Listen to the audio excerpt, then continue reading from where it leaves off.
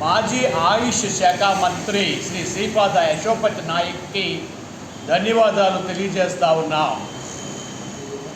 దీని మూలంగా రాబోయే కాలంలో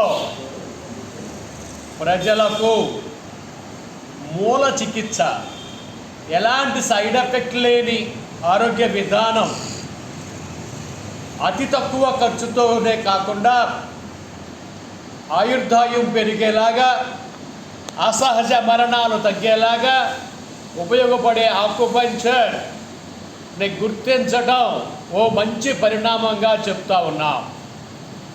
మరియు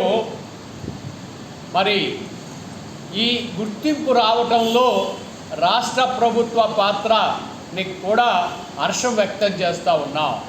రాష్ట్ర ప్రభుత్వం తరఫున మనం chief principal secretary Shri MT Krishnababu గారు, ఆయుష్ డిపార్ట్మెంటు ఎప్పటికప్పుడు నివేదికలు పంపుతూ త్వరగా ఈ విధానం గుర్తించబడేలాగా చేసినందుకు రాష్ట్ర ప్రభుత్వానికి ధన్యవాదాలు తెలియజేస్తూ, ఇప్పుడు రాష్ట్ర ప్రభుత్వం త్వరగా ఆంధ్రప్రదేశ్ ఆక్యుపంక్చర్ కౌన్సిల్ ఏర్పాటు చేసి దాని ద్వారా ఆక్యుపంక్చర్ విద్యని అందించడానికి కాలేజీలు ఏర్పాటు చేయవలసినదిగా కోరుతున్నాం.